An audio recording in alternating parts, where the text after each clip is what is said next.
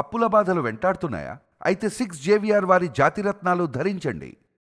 Hi hello నమస్తే, welcome to మనం TV. నేను మీ సాయి. ప్రస్తుతం మనతో పాటు సీనియర్ జర్నలిస్ట్ కట్ట కార్తిక్ గారు ఉన్నారు. అన్నతో మాట్లాడదాం. అన్న నమస్తే. నమస్తే అన్న, పవన్ కళ్యాణ్ గారు మనం మాట్లాడుతూ వైసీపీ హయాంలో బియ్యం పంపిణీ విషయంలో 1600 కోట్లు స్కామ్ జరిగిందని చెప్పి మాట్లాడడం జరిగింది.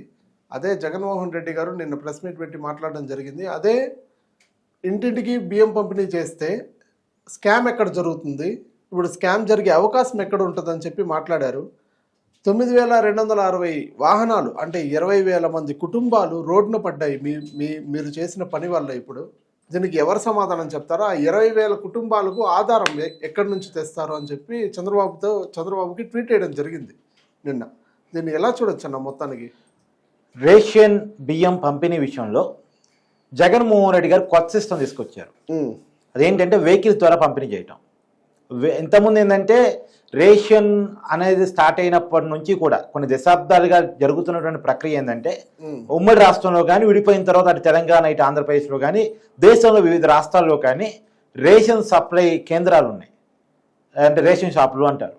అక్కడికి వెళ్ళి రేషన్ బియ్యం తెచ్చుకోవాలి. లేదా ఇతర ఆయిల్ కానీ, కందిపప్పు కానీ ప్రభుత్వం ఏవైతే సప్లై చేస్తుందో అవన్నీ కూడా రేషన్ షాప్కి వెళ్ళి తెచ్చుకోవాలి ప్రజలు తమ రేషన్ కార్డు చూపించి. అయితే కానీ జగన్మోహన్ రెడ్డి గారు అధికారంలోకి వచ్చిన తర్వాత ఏంటంటే రేషన్ షాప్ దాకా వచ్చే అవసరం లేకుండా వెహికల్స్ పెట్టి డోర్ డెలివరీ చేస్తాను, ఇంటింటికి పంపిస్తాను అని చెప్పాడు. నిజంగానే వెహికల్స్ కొన్నారు. కొంతమంది సిబ్బందిని రిక్రూట్ చేసుకొని ప్రతి వీధికి పంపించారు. ఇంటింటికి పంపలేదు కానీ వీధి వీధికి పంపించారు. ఆ వెహికల్స్ వస్తాయి. ఒకరోజు ఒక బజార్కి, ఇంకో రోజు ఇంకో బజార్కి ఆ వెహికల్స్ వస్తాయి. ఆ బజార్లో ఉండే వాళ్ళంతా కూడా ఆ వెహికల్ వచ్చినప్పుడు చూసి అక్కడికి వెళ్ళి రేషన్ బియ్యాన్ని తెచ్చుకోవాలి. కానీ ఇప్పుడు చంద్రబాబు నాయుడు గారు అంటే కూటమి ప్రభుత్వం అధికారంలోకి వచ్చిన తర్వాత ఈ వెహికల్స్ ఇస్తాను తీసిపడేసింది. ఎందుకు తీసిపడేసింది అంటే నిజానికి ఈ వెహికల్స్ ఉన్నప్పుడు వారానికి ఒక రోజు, నెలకు ఒక రోజు, అంటే రేషన్ ఇచ్చేది నెలకోసారే కదా. అప్పుడు ఆ వెహికల్ ఆ బజార్కి వస్తాయి. ఆ బజార్కి ఆ వెహికల్ ఎప్పుడు వస్తా అని జనం అంతా వెయిట్ చేయాలి. ఆ వెహికల్ వచ్చినప్పుడు అందరు రెడీగా ఉండాలి.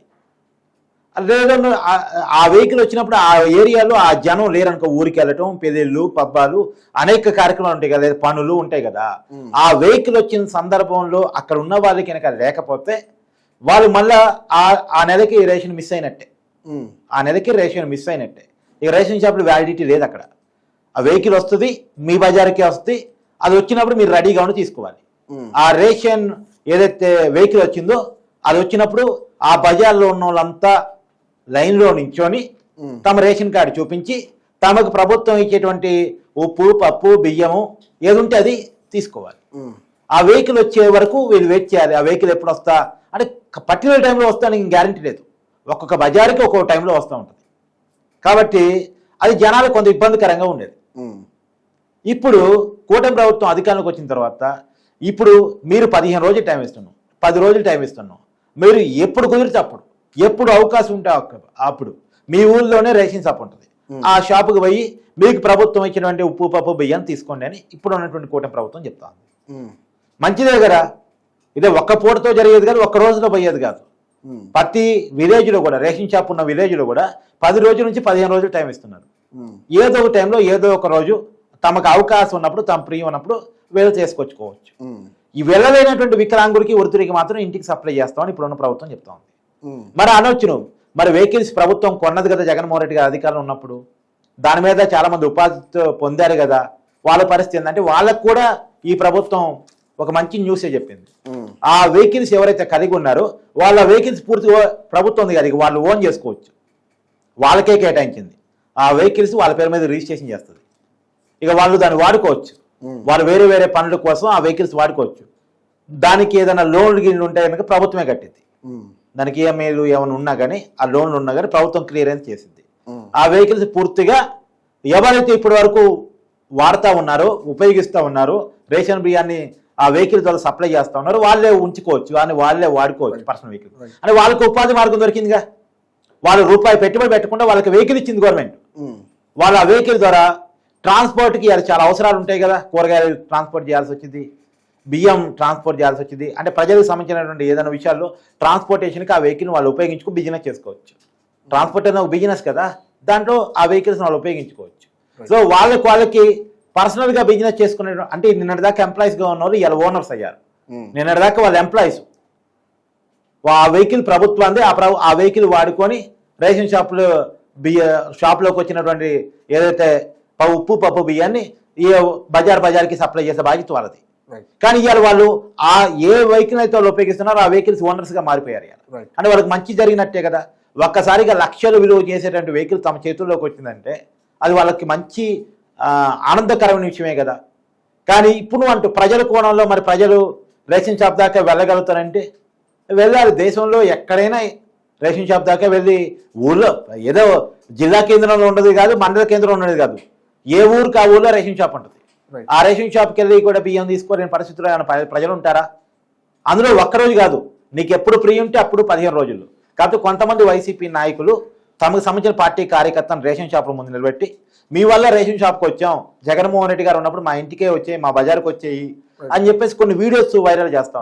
అదే జగన్మోహన్ రెడ్డి ఇప్పుడు అనేది ఏంటంటే, జగన్మోహన్ రెడ్డి గారు అనేది ఏంటంటే, ఇప్పుడు రేషన్ షాప్ డీలరు ఒక టీడీపీ నాయకుడు తీసుకుంటాడు, ఆ బియ్యం తీసుకోవడానికి వైసీపీ నాయకుడు టీడీపీ వాళ్ళ ఇంటికి వెళ్ళి ముందర నిలబడుకొని బియ్యం తీసుకుంటాడా అంటే నాకు సలాం కొట్టి బియ్యం తీసుకెళ్ళని చెప్పి మాట్లాడుతున్నారు టీడీపీ నాయకులు అని చెప్పి. నిజానికి కాంగ్రెస్ ప్రభుత్వం అధికారంలో ఉన్నప్పుడు కూడా రేషన్ డీలర్ ద్వారానే సప్లై చేశారు.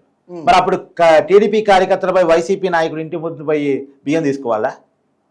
ఇప్పుడు తెలంగాణలో ఉంది, రేషన్ షాప్లోకి వెళ్ళి ప్రజలు బియ్యం తీసుకుంటారు. ఆ రేషన్ డీలర్ ఏ పార్టీ అయినా కావచ్చు, అది సలాం కూడా తీసుకుంటారు. ఎవడు సలాం కొట్టవసరం లేదు.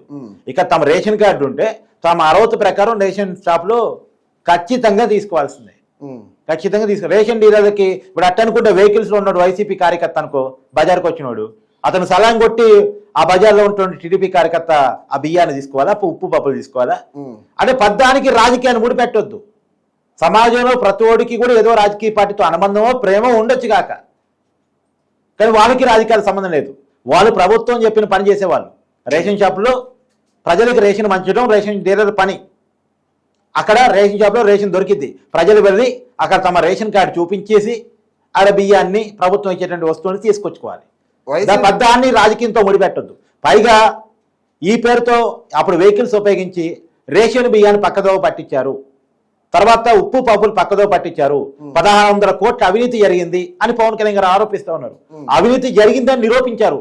రేషన్ బియ్యాన్ని తరలించడం కానీ, రేషన్ బియ్యాన్ని దొంగతనంగా అమ్ముకోవటం కానీ ఈ వెహికల్ ద్వారా జరిగింది అనేటువంటిది అనేక మార్లు పట్టుబడ్డ విషయం ఈ ప్రభుత్వం అధికారంలోకి వచ్చిన తర్వాత. 1600 కోట్ల రూపాయలు ఏదైతే అవినీతి జరిగిందని పవన్ కళ్యాణ్ గారు చెప్తున్నారు. గతంలో రేషన్ బియ్యాన్ని అక్రమం తరలించడం అనేటువంటిది ఇటు పవన్ కళ్యాణ్ గారు కావచ్చు, నాగిల మనోహర్ గారు కావచ్చు, వాళ్ళు పట్టుకున్నారు. కాబట్టి ఈ కాకినాడ పోట ద్వారా అక్రమ బియ్యాన్ని తరలించడం అంటే బియ్యాన్ని అక్రమ రవాణా చేయడం గతంలో చూసాం కదా. పవన్ కళ్యాణ్ గారు రెడ్ హ్యాండ్గా పట్టుకొని షిప్ అన్నారు కదా. తర్వాత అనేక చోట నాగిల మనోహర్ గారు పట్టుకున్నారు, లెక్కలతో సహా చూపించారు కదా. కాబట్టి ఇలా తరలింపుకి అవకాశం లేకుండా ప్రజల చేతుల్లోకి వెళ్ళాలి, రేషన్ షాపులతోంచి సప్లయింగ్ జరగాలి, ఒక కేంద్రం ఉండాలి, ఆ కేంద్రం నుంచి సప్లయింగ్ జరగాలి. ఎవరి చేతుల్లో పడితే వారి చేతుల్లోకి ప్రభుత్వం ప్రజలకు పంపిణీ చేసేటువంటి వస్తువులు ఉండడానికి వీల్లేదు అనేటువంటి ఒక నిర్ణయం చేత ఈ ప్రభుత్వం ఈ నిర్ణయం తీసుకుంది అని చెప్పేసి నేను అనుకుంటున్నాను. రైట్. Thank you sir.